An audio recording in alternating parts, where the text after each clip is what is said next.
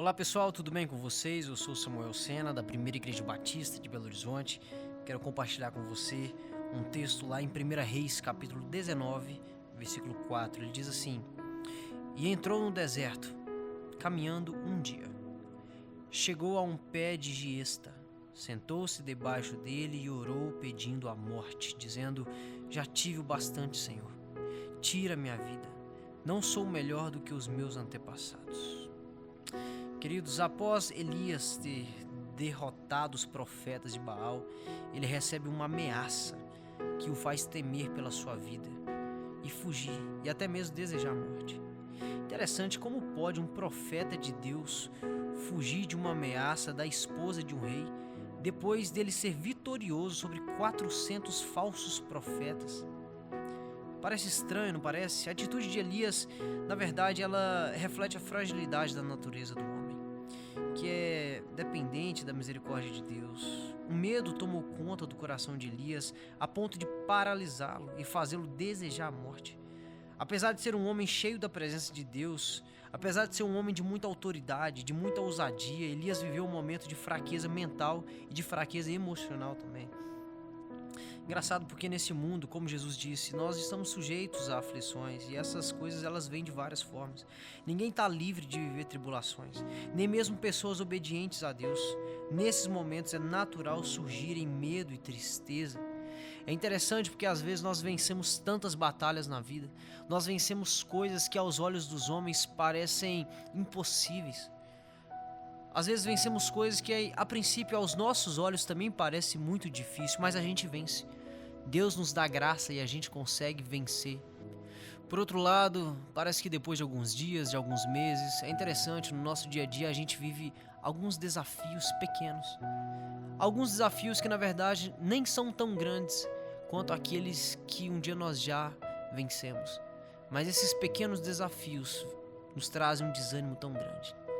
Às vezes pequenas tribulações é como se fosse a gota d'água para a gente querer jogar tudo para o alto e botar tudo para perder. A gente pode ser vítima de tristeza e depressão. Agora é interessante, nós precisamos buscar em Deus a direção para sermos curados e libertos. Isso pode envolver a necessidade talvez de uma ajuda profissional, mas nunca deixarmos de buscar ao Senhor em oração. O texto diz que Elias se escondeu em uma caverna, pois ele só enxergava o que havia acontecido de ruim. Ele não se lembrava dos 400 falsos profetas que ele derrotou, ele só conseguia se lembrar da ameaça que ele havia sofrido por uma rainha. Mas Deus, em sua misericórdia, chama ele para fora da caverna, e com uma voz mansa e suave, demonstrando compaixão por ele em seu momento de tristeza. Interessante quantas vezes nós subestimamos a dor do outro, sabe? Quantas vezes nós queremos que a pessoa, diante de uma tribulação, ela levante a cabeça de imediato e possa seguir em frente. É importante entender que nem sempre as pessoas vão reagir dessa forma. Com Deus nós aprendemos que diante de uma pessoa que está sofrendo, nós precisamos ter compaixão, misericórdia. Respeitar o tempo dessa pessoa de recuperação, orar por ela, sermos pacientes, mas ao mesmo tempo incentivá-las a lembrarem de que elas são parte do propósito do plano de Deus. Lembrar de que Deus as ama e que Deus é o maior interessado na cura dos seus corações. E eu quero te convidar a orar para que Deus possa encher o seu coração de compaixão por aqueles que sofrem. Mas também quero orar por você que talvez agora está passando por um grande período de fragilidade. Você que hoje se vê frustrado, você que hoje se vê derrotado, você que talvez não tem tantas perspectivas mais de vida, quero orar por você. Feche seus olhos. Pai, obrigado, Senhor, por essa palavra. Tua palavra, ela nos mostra que Tu és um Deus de detalhes. O Senhor é aquele que faz o impossível e o sobrenatural, mas o Senhor também é aquele que está atento aos detalhes do nosso coração. O Senhor percebe nossa dor, o Senhor percebe nossas fraquezas. Pai, quantas pessoas agora estão ouvindo esse devocional e talvez elas não queriam nem mesmo sair da cama. Quantas pessoas agora estão ouvindo esse devocional deitadas, porque não querem levantar.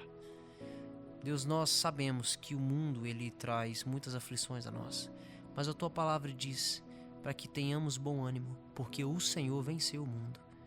O Senhor tem poder suficiente para vencer aquilo que hoje nos aflige.